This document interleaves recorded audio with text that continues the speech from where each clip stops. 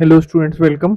और आज हम डिस्कस करेंगे exercises for chapter 3, separation of substances. तो फर्स्ट क्वेश्चन है, why do we need to separate substances. तो हम सब्सटेंसेस को सेपरेट इसलिए करते हैं ताकि हम उसमें से कोई हार्मफुल कंटेंट हटा सके या कोई अनयूजफुल कंपोनेंट हटा सके। जैसे चावल के दाने से अगर पत्थर हटा दिया तो हार्मफुल कंटेंट है ना पत्थर, और यह अनयूजफुल है, ठीक है। या हस्क हटा दिया, ठीक है, चावल के दाने से हस्क हटा दिया, वो अनयूजफुल है। और चावल के दाने से पत्थर हटा दिया तो वो क्या है, हार्मफुल कंटेंट है पत्थर। तो आंसर होना चाहिए कि separate substances a variety of reasons which include a removing harmful component, example stone from rice, b removing unuseful component, example husk from wheat। Okay, समझ गए।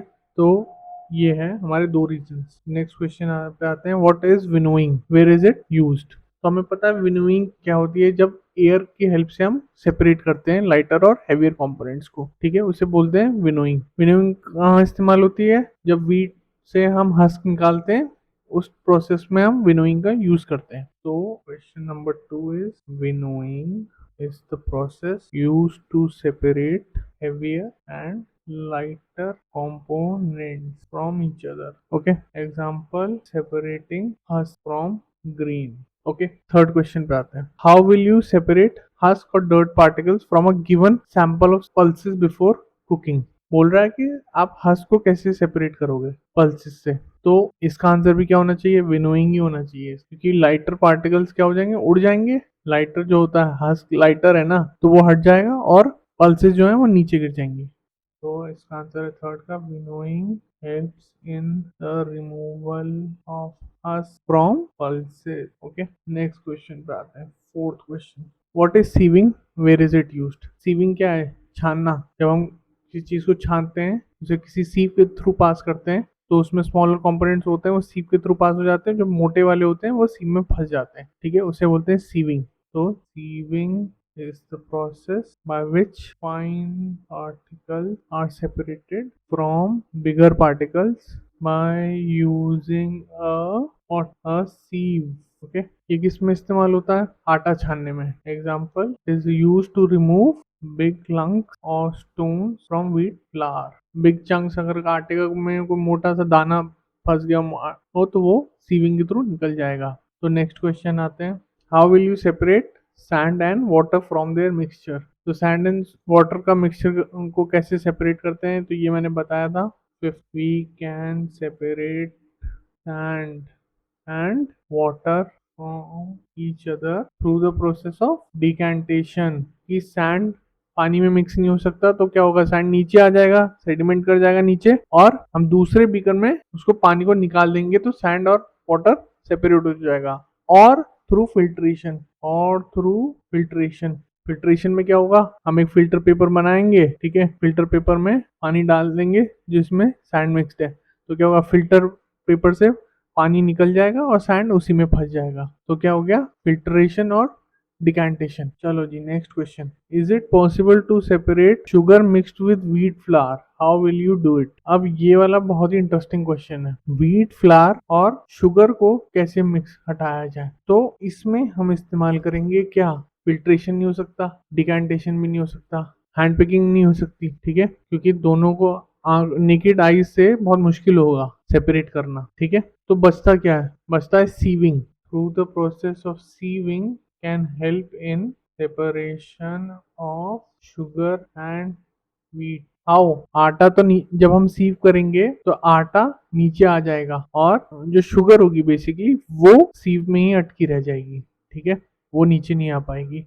तो इसकी वजह से क्या कहते हैं, शुगर और व्हीट का सेपरेशन हो जाएगा। क्या क्यों होगा सेपरेशन, क्योंकि शुगर का जो एक पार्टिकल है, ठीक है, और व्हीट का जो पार्टिकल है उसके साइज का डिफरेंस आ जाता है ना, तो साइज डिफरेंस की वजह से क्या होगा, शुगर पार्टिकल बड़ा है तो वो सीम में फंस जाएगा और व्हीट नीचे गिर जाएगा। समझ गए। चलो जी, अब आता है, how would you obtain clear water from a sample of muddy water. तो इसका आंसर क्या है, फिल्ट्रेशन। क्लियर वाटर की बात कर रहा है ना, तो क्या कर रहे हैं, क्लियर कैसे होगा, पानी में सैंड है, तो हम क्या करेंगे, फिल्टर पेपर में डाल देंगे, फिल्टर पेपर में सैंड अटक जाएगी और क्लियर वाटर नीचे आ जाएगा। तो क्या होगा, filtration can help in obtaining clear water from the mixture of sand and water.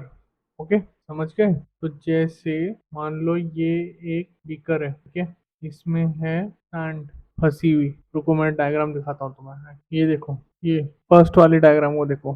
First वाले में सैंड और क्या है, सॉल्ट सोल्यूशन है। सॉल्ट सोल्यूशन के बदले तो मान लो इसे ये है क्या, वाटर, ठीक है। पानी डाला, वाटर और सैंड का मिक्स है। फिल्टर पेपर है, ये तो हो गया तुम्हारा फिल्टर पेपर। तो क्या होगा, सैंड यहीं फंस जाएगी और क्लियर वाटर इधर आ जाएगा। क्लियर वाटर, समझ गए?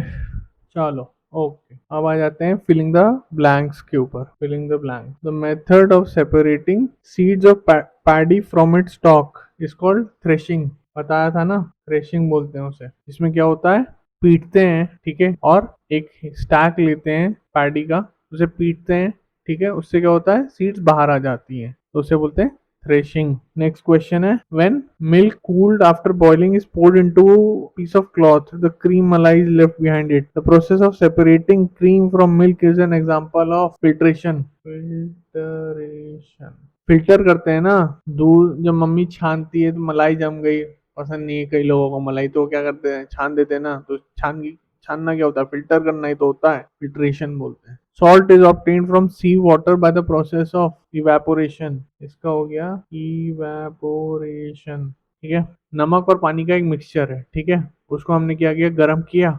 गर्म करने से क्या हुआ, पानी सारा उड़ गया, सॉल्ट नीचे रह गई, और हमारा क्या हो गया, उस प्रोसेस को क्या बोलते हैं हम, इवेपोरेशन बोलते हैं, ठीक है। चलो अब आ जाते हैं, हाँ अब आते हैं इस क्वेश्चन पे। Impurities settled at the bottom when muddy water was kept overnight in a bucket. Okay ji. The clear water was then poured off from the top. The process of separation used in this method. अच्छा, impurities settled at the bottom. अच्छा, ये तो हो गया भाई, sedimentation हो गया। The clear water was then poured off. ये decantation हो गया। इसका आंसर होना चाहिए सेडिमेंटेशन एंड डिकेंटेशन, ठीक है। चलो, ट्रू और false. A mixture of milk and water can be separated by the process of filtration. भाई, पानी और दूध अगर मिक्स कर दिए जाए तो क्या फिल्टर हो जाएंगे? नहीं हो पाएंगे, पानी तो दूध में घुल जाता है, ठीक है, तो फिल्ट्रेशन नहीं हो सकता। False. A mixture of powdered salt and sugar can be separated by the process of winnowing. False. भाई, विनोइंग तो दोनों को ही उड़ा देगा, जैसे रजनीकांत मारता है ना विलेंस को और उड़ जाते हैं, वो वैसे ही बिल्कुल ये होगा। पाउडर्ड सॉल्ट और शुगर दोनों ही उड़ जाएंगी, तो फॉल्स है ये। Separation of sugar from tea can be done with the process of filtration, with filtration. False. चाय, चीनी जो है वो पानी में घुल जाएगी, ठीक है। चीनी चाय, चाय में, चाय क्या लिक्विड ही तो है। टी लीव्स होता तो ट्रू होता, लेकिन टी शुगर है ना। Separation of sugar from tea can be done with the process of filtration, no, false. Separation of tea leaves from tea can be done with filtration, yes, ठीक है, तो yes होता। चलो, last question है, grain and husk can be separated with the process of decantation. False. भाई, decantation कैसे हो सकता है, ग्रेन एंड हस्क तो डिकैंटेड नहीं कर सकते ना, उनको तो विनोइंग के थ्रू हटाना होगा, ठीक है, तो फॉल्स है इसका आंसर। चलो, 10th क्वेश्चन है, lemonade is prepared by mixing lemon juice and sugar in water, ठीक है जी। You wish to add ice to cool it, okay. Should you add ice to the lemonade before और after dissolving sugar, in which case would it be possible to dissolve sugar. Okay, ठीक है। अब देखो question क्या क्या रहा है। भाई, नींबू पानी बनाते हो, ठीक है, नींबू पानी बनाने के टाइम पे तुम चीनी कब डाल देते हो, पानी के साथ ही डाल देते हो, और बर्फ बाद में डालते हो, ठीक है। पानी लिया, चीनी ली, नींबू लिया, एक साथ घोल दिया, और फिर बर्फ डाली। अब ये कह रहा है कि भाई बर्फ तुम पहले ही डाल दो। अगर तुम बर्फ पहले डालोगे तो क्या होगा, सबसे पहले अगर तुम बर्फ पहले डाल दोगे ना तो चीनी घुलेगी ही नहीं, क्योंकि क्या मैंने क्या बताया था, सॉल्युबिलिटी डिपेंड्स अपॉन टेम्परेचर। अगर टेम्परेचर ज्यादा होगा तो सॉल्युबिलिटी ज्यादा होगी, लेकिन अगर टेम्परेचर कम होगा तो सॉल्युबिलिटी कम होगी, ठीक है। Solubility is dependent upon temperature. तो क्या कह रहा है, तो इसका आंसर होना चाहिए we should add ice after dissolving sugar, ठीक है, because solubility is dependent upon temperature, and if we add ice before sugar, the sugar particles will not dissolve in water. Okay जी, तो ये है आपका आंसर। तो ये कंक्लूड करता है सारा आपका exercises from chapter 3। You have any other questions, please let me know, and thank you for watching this video. I will see you in the next. Bye. So if you like this video, please make sure to hit the like and subscribe button